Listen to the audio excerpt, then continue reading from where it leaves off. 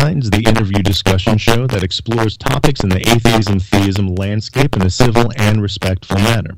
This is a super special episode of Meeting of the Minds for several reasons, not the least of which is that I have two guests, and further, I will not be following my regular format so that we can spend the entirety of today's show discussing specifically the research and conclusions of said research of my guests. So please join me in welcoming from the University of Tennessee at Chattanooga, Chris Silver and Tommy Coleman III. So let's be good science communicators and start with the conclusion. And how are you guys doing today?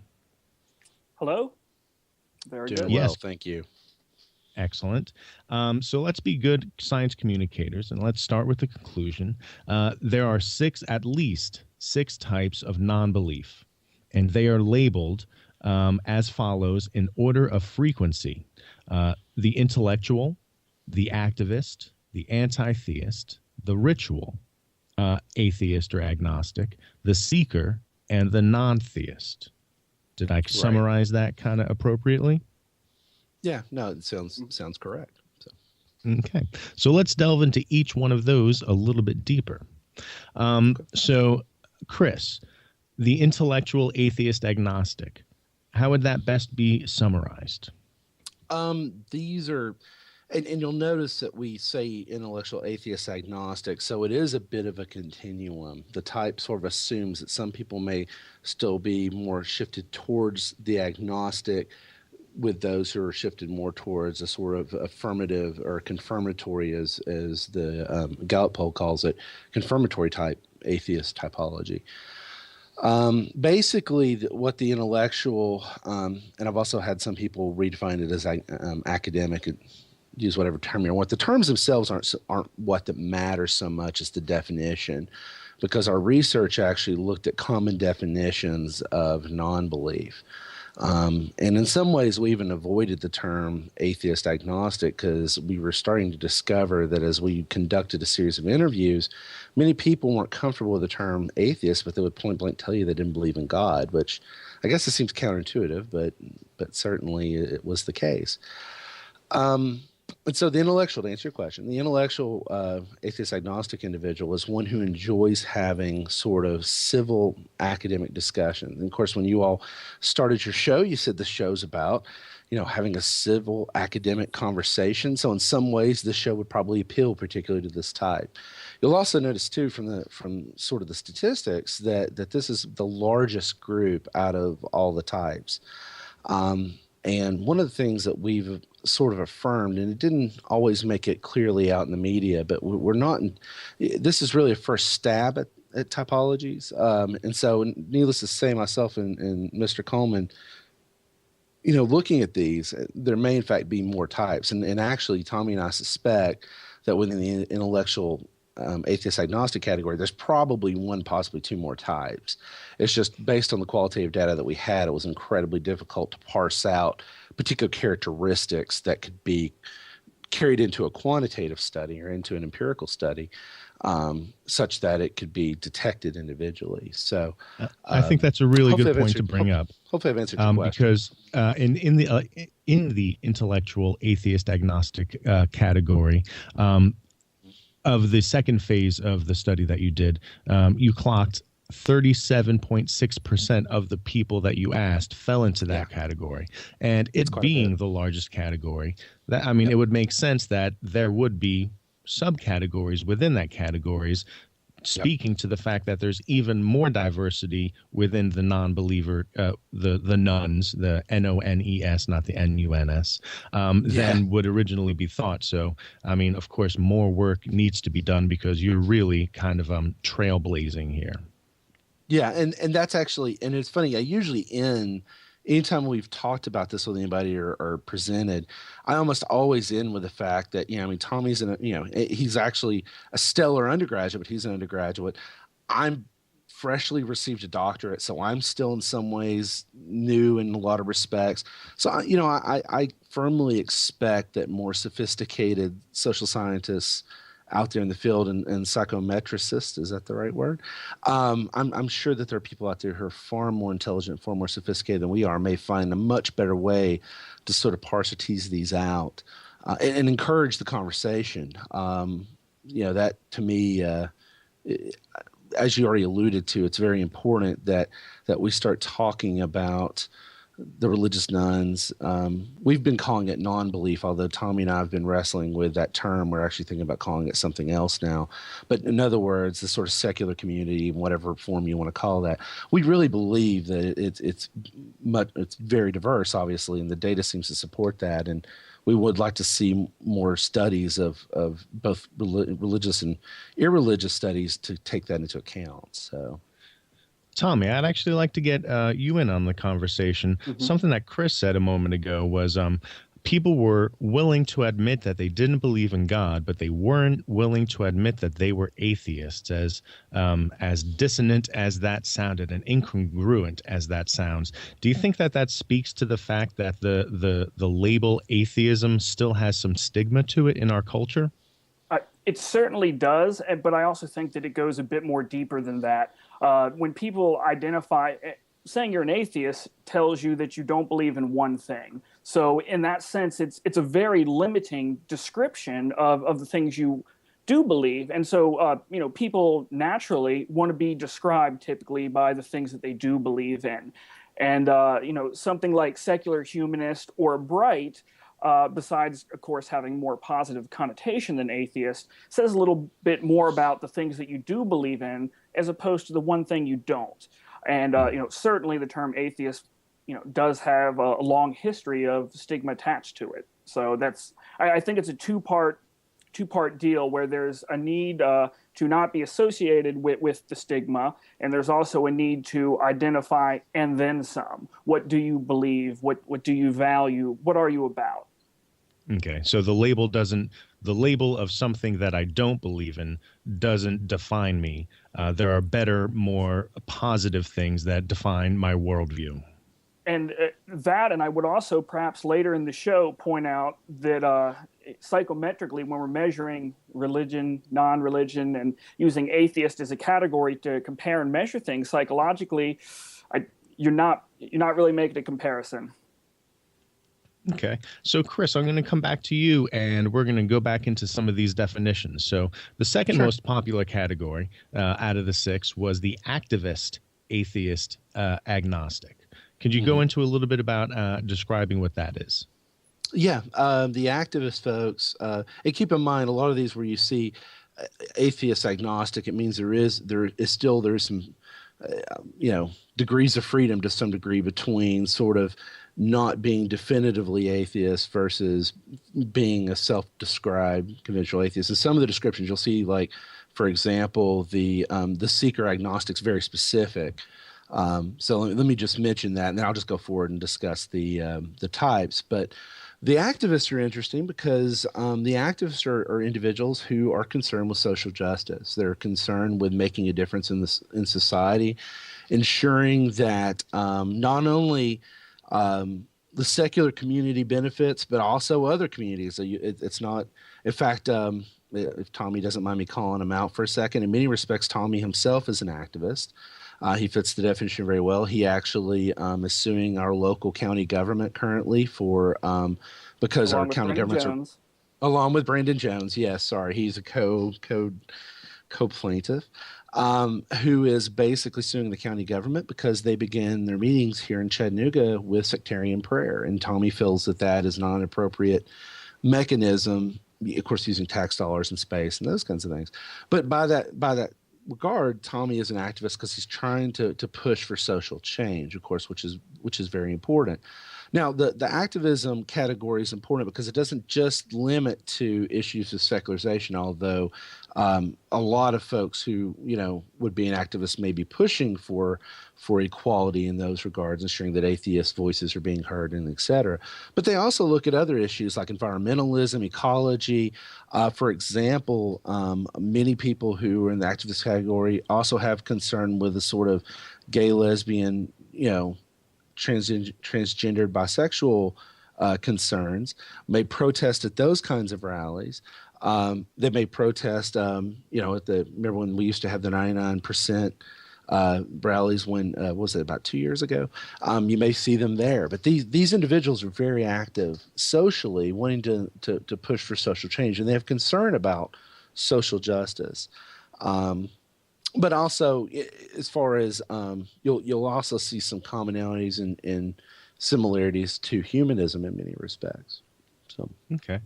And the next category that I thought was interesting because you have some things to say about them are the anti-theists. yes, yeah, no, and it's interesting. I when it's funny, I've gone back and listened to some of the interviews or read on some of the articles that were written. I guess I gave the anti-theists a bad name. And I certainly didn't mean to say that. What I was essentially trying to infer is, I guess your program will be the medium in which I clear the air a little bit. Please do. The anti-theists actually are very much, in some ways, like the activists in the fact that they don't like the fact that they're being stigmatized or that there's some kind of negative perception of them. But at the same time, and this is also obviously supported with the empirical work that we've done on this group, they're not so much concerned with what other people think, but they want to make sure people know where they stand. And they have a lot of, when you look at the sort of psychometrics of the anti-theist, they have a lot of similarities to what you would find with, say, religious fundamentalists. In fact, the personality characteristics of the two are very, very similar. Which in some ways sort of leads me to believe, too, that the anti-theists isn't about sort of a theological position as much as it may, or an ontological position in the case of the anti-theist, but as much as it probably has to do with the personality of the individual. But much like fundamentalists sort of, for many people, give a bad name, some fundamentalists give a bad name for Christians, I think the anti-theists, there may be some in that group who give a bad name for atheists, depending on, because they lack the sort of social awareness and empathy of others of when they state their position. So I just want to clarify that. The anti-theist, well, I was going to say, and then, sorry, Tom, I was going to say that also the anti-theists, their concern is that they're more emotional in how they project their opinions and ideas. I'm sorry, Tommy, please. I just wanted to reiterate what Chris had said at the beginning of the program, saying that these really pay attention to the descriptions that we've given here, because we attached what we felt were the best terms as a researcher to fit these descriptions. And obviously, there are many people in the world who call themselves, they say, hey, I'm an anti-theist, but they don't match our description at all whatsoever. And that's very important, because actually, as we were writing up some of the results, we were sitting across from someone who calls himself an anti-theist. And, according to our category and the characteristics, they're not at all. So to the extent that we couldn't really name these things type 1, 2, 3, and 4 and have a conversation about 2 and 3 or type A and type B, we really did have to pull some already existing labels. And as Chris has said before, kind of the anti-theist got stuck in a sense with more of the negative or less desirable characteristics. But let's be clear about something. Let's look at your data for a second, because you do make it clear that on the psychometrics, the anti-theists score highest on scales of autonomy, narcissism, dogmatism, and anger, and they score lowest on scales of positive relationship with others and agreeableness. Yes. So, and the data doesn't lie. You're absolutely right. Okay. But at the same time, I want to ask a pretty specific question. Just because they scored highest on these scales out of the 6 does not mean that they scored significantly or clinically significantly or statistically or clinically significantly higher than the other 5 groups on these scales. Right. So are there significant, statistically or clinically significant differences between the groups on these scales? There are regardless of hierarchy. No, there are significant differences, but not necessarily clinical differences, meaning that we weren't running this to try to psychopathologize any particular group of people. And in fact, what this work comes out of is this work comes out of specifically trying to look at sort of the stereotypes that many people had about atheists. And so we had a number. Of course, you also have to keep in mind that myself and Tommy, we live in the Southeast United States, which is both stereotypically and culturally Christian in many respects. And so, of course, we got quite a bit of feedback from many Christians who said, well, this is what I expect atheists to be. And so some of that, some of those expectations we essentially included within our model of analysis. And here's one other point, and it's important to mention is you'll notice that when we report the data, we don't necessarily have a control group. So in other words, we didn't compare them against Methodists. We didn't compare them against a Presbyterian. We didn't compare them against Jews. All we did was we looked simply at the non-belief community. And so to talk about, all we can really say is we can talk about significant differences within the secular non-belief community, but we can't really infer anything in relation to the much larger population of variety of different ontologies. So all we can really say is that here's what the breakup looks like based on our stratified sample of the data that we collected. Does that help, or does that make sense? Oh, absolutely.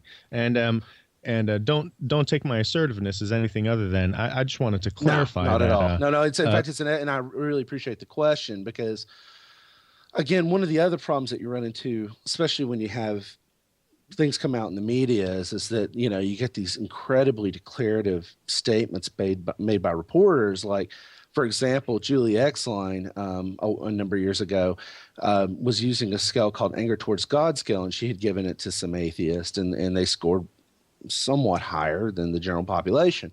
So she, of course, reports this in an academic journal, and what happens? The media picks it up, and they're like, atheists are angry, and it was like they didn't read the study. They didn't, and so I appreciate the fact that you're asking this question with the sort of micro detail that it needs, I think. So no, I welcome the question, actually, because again, how some people perceive your answer. Well, because there's a couple levels, right? So let's pivot for 1 second away from the content of what you're talking about, and let's talk a little bit meta about science communication, right? Sure. So there are instances where, in an attempt to market a scientific article, science writers will get the science wrong. They'll get the human angle right, but at the detriment of getting the science right. Yeah. Right. Or in other words, they're getting the science wrong at the, for the sake of getting the human element right, which is usually to sensationalize something that they can put in a headline, like atheists are angry, or anti-theists are the angriest of non-believers, or something like that. But I did want to pinpoint, like you said, I just wanted to pinpoint the fact that you do have psychometrics that you applied, where of those tests, the anti-theists did score highest on these autonomous, narcissistic, dogmatic anger metrics, and lowest on these positive relationship with others and agreeableness things. So that's where they're getting this picture, but they're probably not understanding it within the context of the stratified sample within which this sample is drawn from, as applied to the population. And can you? And here's the and you're alluding to it, but I'll just say it: is this a truly scientific study? And the answer is no. And I'll say why: because we didn't random sample.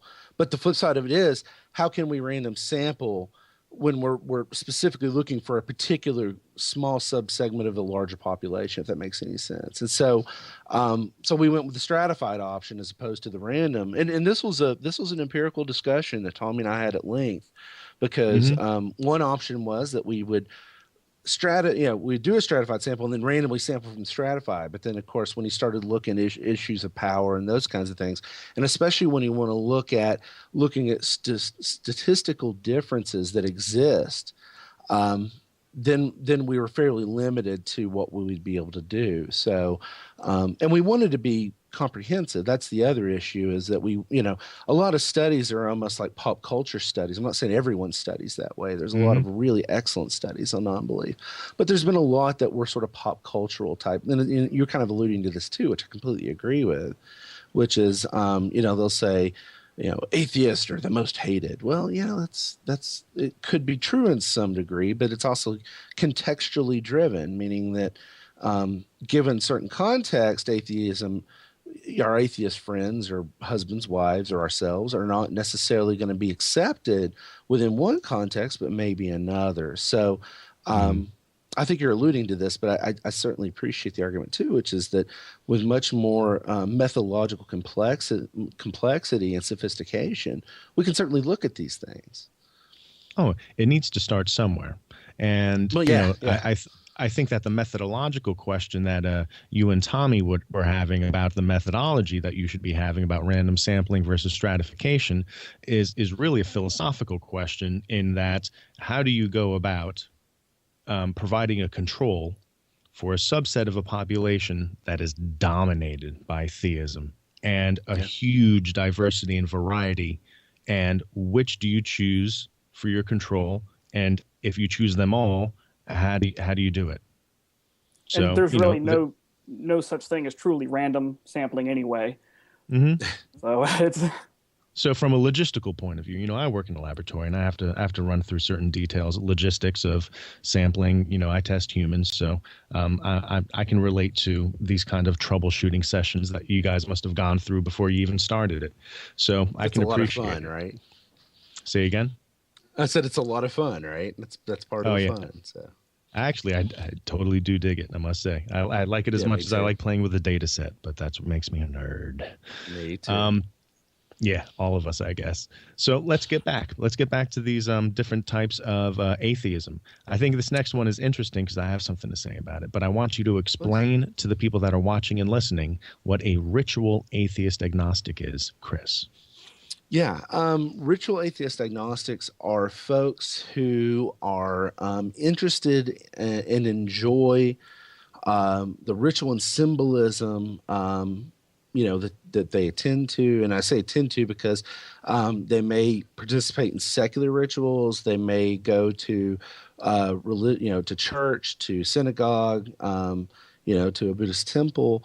They see meaning in symbols. They appreciate the power and sort of movement that these symbols and rituals provide for them. They also appreciate the community that these particular social networks provide. So if it's a church, they appreciate connecting with others in the congregation. They maybe enjoy singing and participating in the choir or youth groups or those kinds of things. But the particular interest is that they don't believe in God. In other words, while they may be drinking the Kool-Aid, they don't necessarily buy into the person who's making the Kool-Aid. I don't know. It's a terrible analogy, but you understand what I'm saying, is that they basically, sure. They see the value in going to church, going to synagogue, or like I said, there are some secular examples too, but don't necessarily have the interest in, don't have that, or don't see anything beyond the corporeal existence that we're in every day. So, and it's interesting too, because when the media sort of ran this, it was running our research, which, by the way, we didn't seek the media out at all. In fact, all Tommy and I did was we did the study, and then, like any good researcher, promised our participants the results, and then we had a number of people contact us who were interested in. Yeah, I mean, it was really not like we went advertising; it just kind of happened. I mean, so it's great. But what's interesting about the ritual atheist agnostic folks is that in many respects they may attend church every Sunday. We had some interviewees who talked about they went to church with some of them wouldn't come out to their family. So that was interesting. So we had one gentleman in his interviews who talked about he went to church every Sunday with his wife and daughter, and he specifically didn't agree with anything, but because he loved his wife so much, he still went through the motions so that she would think that he was a believer. So that's one example. Another example was of a gentleman who he was going to church and was very much involved in the choir and loved hanging out with his church friends and connecting with others, but didn't believe in God. But went. And And then, of course, there were some Jewish examples, Buddhist examples. I'm happy to share those with you if you're interested. But the fascinating thing was that when the media got a hold of it, especially we had a very kind gentleman at the Christian Post who interviewed us, and they led with the title, atheists may be in the pew right next to you. It's almost this kind of grandiose scare title, like, Oh no, it was a great title, like beware. Well, like I mean, alarmist. yeah, it certainly got them the readers, no doubt. But then the other side of it is that I don't know. I mean, we could sort of talk about the politics of that. I'm really bad at politics, by the way. So, but I certainly appreciate the fact that it also opened up the conversation for what is secularism. Like what is this non-belief thing that Tommy and I called it? Like and you even mentioned this. What the religious nuns, NONES, is this belief in God or non-belief in God much wider than we originally thought, and certainly evidence seems to point to that. Although really we need to have some more studies in this area. But there's even there's a study out of, Tommy, isn't it Holland, out of the Netherlands, where the gentleman did the Christian atheist study and found that there were a lot of people who were going to church but were just point blank atheists. I mean, that might be Phil Zuckerman. So I mean, no surprise to anybody who's worked with this community, but I mean, if you're a Christian and you think everybody's on the same team, and then you start finding out that, not everybody in the dugout's ready to play baseball, Well, I think that's the very point that I wanted to bring up. Well, I don't think that's the point. That is the very point that I wanted to bring up. Is when I just recently got I'm horrible at phrasing this here. I was recently editing video of an interview I did with Phil Zuckerman, and one of the points that he brought up was cultural religion, people that are culturally religious, and you are describing exactly what cultural religion is. It's people who will go to church, and they will, if they're in mass, a Catholic church, they will, sit, kneel, pray. Sit, kneel, pray, stand, kneel, pray, sit. And, if they go to other kinds of services, they will, they will go through the rituals. They will enjoy the holidays. They will enjoy the community that it provides. But they just don't believe in the theism aspect of it. Mm-hmm. And so even though you're assessing the people that consider themselves the nuns, the NONES aspect of it, there are people that might be on questionnaires clicking off the Christian checkbox that might not be buying into it, just like you just said. They might not be believing in the Kool-Aid maker, even though they're drinking the Kool-Aid. Yeah. Well, it's interesting too, because there's another layer to the onion. And by the way, Dr. Zuckerberg, is it Dr. Zuckerberg or Zuckerman? Zuckerman, yeah.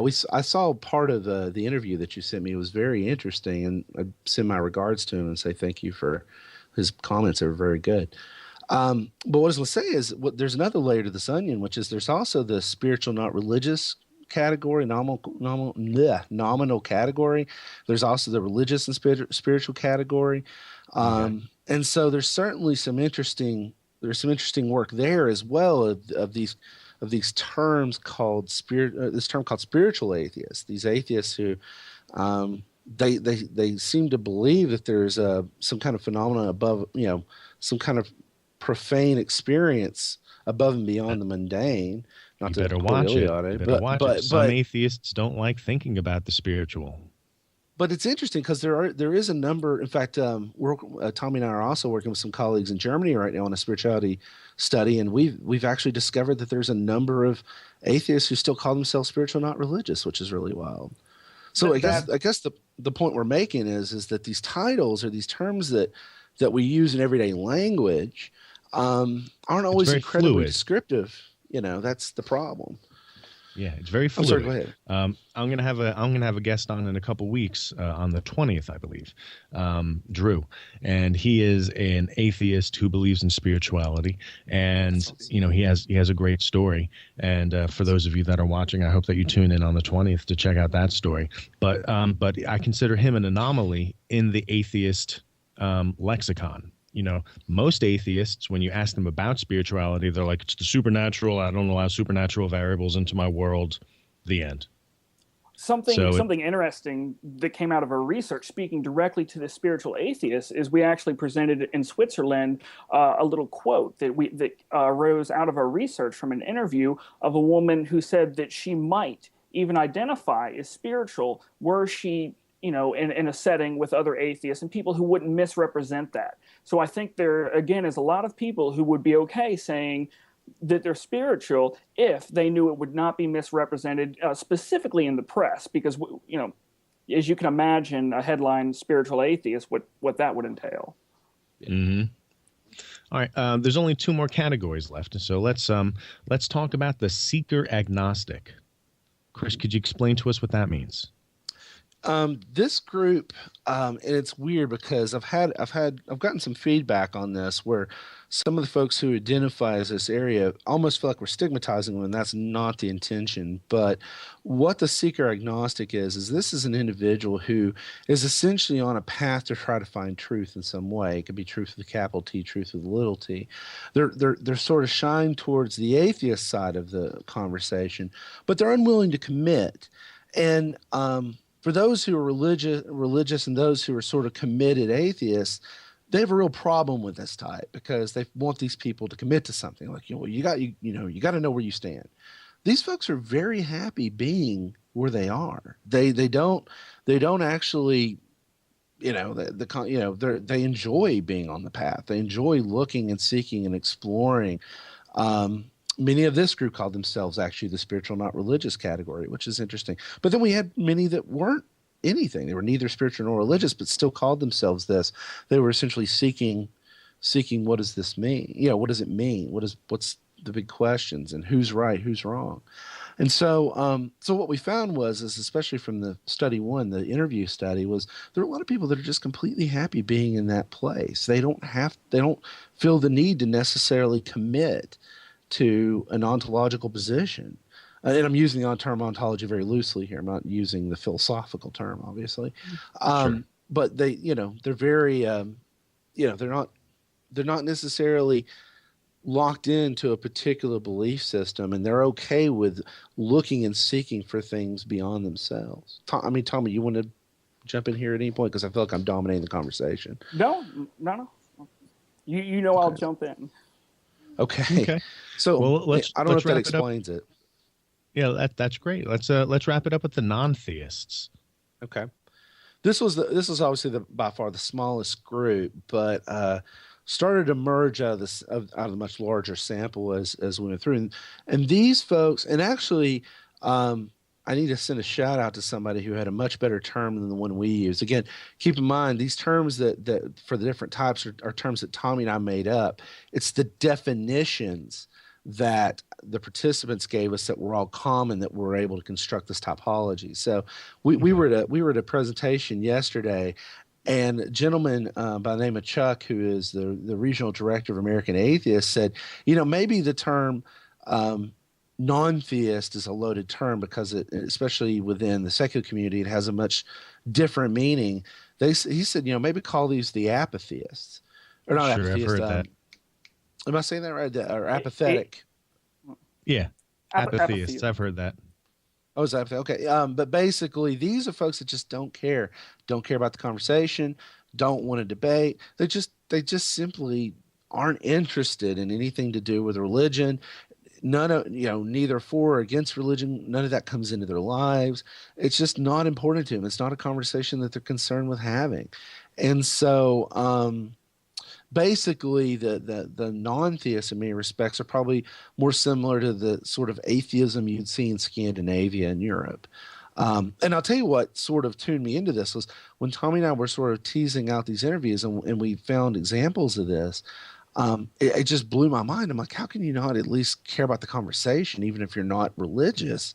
That just blew, again, I'm a Southerner, so it's somewhat culturally ingrained in everything here. So I spoke to a colleague and good friend of mine in Europe, and he was like, yeah, Chris, it's all over the place over here. I mean, surprise, big deal, And I was like, wow, I just hadn't thought of it that way. But his argument was that we're, it's much more dominant. He thinks it's a more dominant group in Europe. There's certainly according to him, there's some data that supports that. He and I sort of discussed that maybe this is starting to emerge here in the United States as well. Of course, the study only focused on the United States and American citizens abroad. So, okay. So that's a breakdown of the 6 different types of atheists as it emerged from your data, or from your study. So Tommy, I'd like to bring you back into the conversation and ask you some pointed questions about the methodology that these 6 different types kind of emerged from. So as I understand it, this was a 2-phase study. The first phase being an N of 59 personal interviews. And from these personal interviews, they were coded for themes. And from there, I will let you take it. Certainly. First thing I'd like to mention is that 59 interviews is actually a lot. We've received some comments, and rightfully so. I know, pre-college and not doing research myself, I would read something, oh, you guys only did 59 interviews? That's not a lot. Many research projects are very happy with 15, maybe 20. So 59 interviews. 59 was actually quite a lot.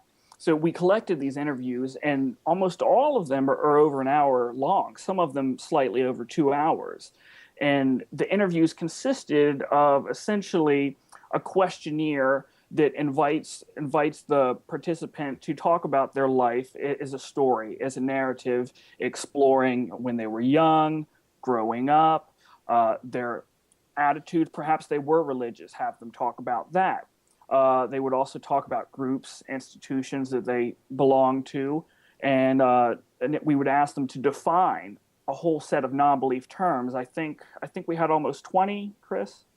I think we were pushing 30, actually. We had quite a few.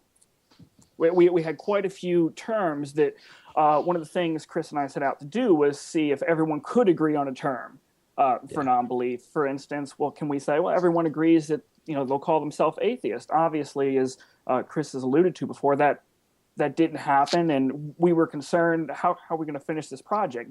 No one agrees, and realized, hey, the definitions, again, to emphasize that point, are where they agreed. So we asked them to define terms atheist, humanist, terms like bright, to which should probably be scratched from the record in terms of our interview, because most people either thought it had something to do with a light bulb or kind of laughed at it in the first place. But we Tommy, conducted the interviews. For the people that are watching and listening that don't know what the bright category is, explain to them where that came from and what it means.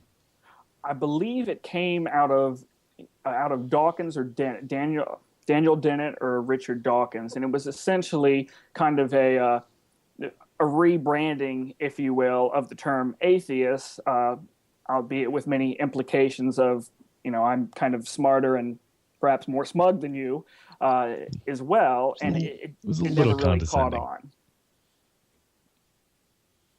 Did you? I mean, that's my personal opinion. Being the term "bright" was a little condescending. I think most people in our interview absolutely would agree with you, and I would as well.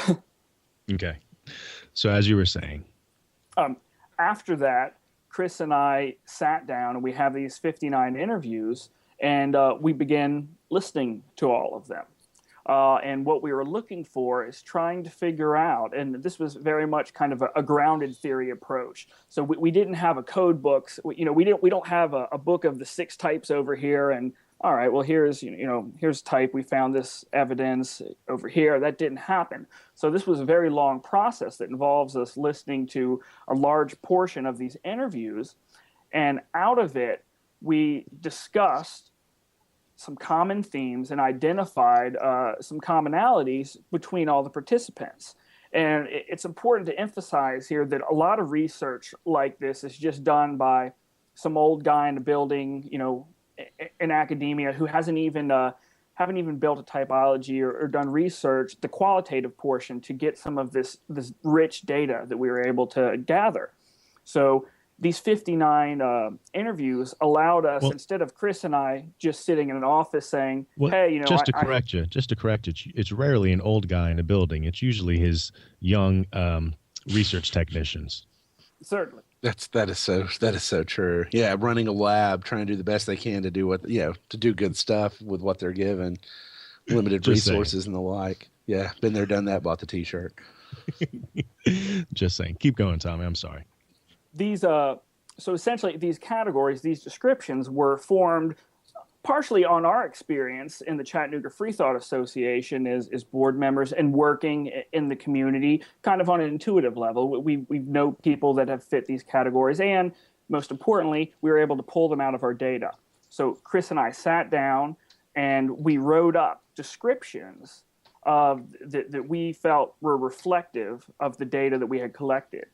Once Based we on had based those, on the coding scheme, that's important because what we essentially did, and I don't mean to interrupt Tommy, but essentially what we did was we took all those interviews, looked across them for descriptions of how they define themselves, how they would define their fellow atheist or agnostic. We looked at the definitions they gave for the terms, and then we started seeing these common themes that kept emerging out of those interviews, almost like a hermeneutic exercise. And then came together, and then Tommy, as Tommy said, we discussed them and went through and said, okay, now does this make? And in fact, when you all were sort of open this interview, you said, it doesn't make human sense. There was also that piece of it is, we see what the ground, using the grounded theory approach, the data is here that seems to support an overall theme, but does this also make sense in real life? Could we describe someone meeting this particular theme? And we were really lucky because as crazy as this could have been, I mean, this could have been all over the board. They all really did kind of fall into these groups simply by an overall theme of the discussion. I apologize, Tommy, for interrupting you. I just wanted to clarify the methodology a little bit. Sure. Based on the descriptions we had, to clear up a common misconception, we didn't decide who was in what group. One of the first things for anyone listening who took the survey was in the beginning, we had these descriptions listed and they didn't have labels or names. Obviously, certain people would prefer, we didn't want people's personal labels or the emotions, feelings, and thoughts they had attached with certain labels to kind of impede the research and bias it. So we just had these descriptions and they will just labeled type 1, 2, 3, or description 1, 2, and 3, and someone would say, you know what, description number 1 kind of fits me more than the rest. And so essentially, they were asked, we had these 6 typologies, they picked one of them, and then the way that we found out, empirically kind of validated each type, each description, was in the preceding or in the following questions and all the psychometric scales we use, like measurements of anger, neuroticism, positive relations with others, and well-being. So what we found is, drawing from the interviews, our constructed typologies, was that they truly were distinct. Each 6 of these categories did have a distinct set. They all answered a certain way on the survey. So. And that's the second phase of the study, where you Yes. sent these typologies out to around 1,200 people, 1,153. Well, we were, in terms of recruitment, we were very grateful to a couple people in the media, particularly Hamet Mata at the Friendly Atheist and friend John Gleason, who has a Facebook page called The Godless Engineer, and many other sites. And we were actively recruiting, inviting people to participate in our survey through a variety of different means, and kind of a snowball sampling is what we call it, where we give it to one person, and please tell your friends, please anyone else might be interested, pass it on. Snowball Through sampling, that, we were able convenient sampling. Yes. And we actually have a second data set that has not been analyzed yet of almost 1,500 responses that we're looking forward to parsing out and possibly contributing to the book as well. So that'll be an interesting, couple, 200-300 more participants that we have to take a look at. Oh, that's fantastic. Well, it has come to be that time. We have gone over your research in as much detail as we possibly can for the time allotted for this show. I really appreciate both you, Tommy, and Chris for coming on to the show and explaining it in such great detail. Sure. I hope it was helpful. So. I think it was extraordinarily helpful. I would also like to extend an invitation to both of you and each of you to come back and talk about topics that that this kind of research can be a springboard for. Because I also know that, Chris, you are active in other kinds of communities that have to do with secularism and promoting secular values. Is that correct? Mm-hmm. Yeah, Tommy and I both are Chattanooga. involved in a variety of ways, actually. So I've actually served on the board here, as has Tommy, actually. Both have served on the board of the Chattanooga Free Thought Association. And then Tommy, of course, is a budding academic student. Yeah, or academic. I guess all students are academic. He's a budding student with an interest in academia. Let me correct that. And I actually am going back for doctorate number 2. I'm currently enrolled in a social psychology doctorate now at the University of Tennessee. So, yeah, either I'm suicidal or crazy, but either way, I'm heading back to do a second doctorate to hopefully find a job one day. That's what we're all trying to do. So, yeah, well, good luck to you. Well, thank you very much for joining me today, and I'd like to thank everybody who is watching for joining me, and I will see you all next week. I will be recording a little bit of a post show for my YouTube channel. For those of you that are interested, you can join the conversation on my Facebook page, which is Meeting of the Minds. You can also check out my episodes on my YouTube channel, which is user/Mautyman. That's MAUTEMAN. Thank you all very much, and I'll see you next week. Thank you.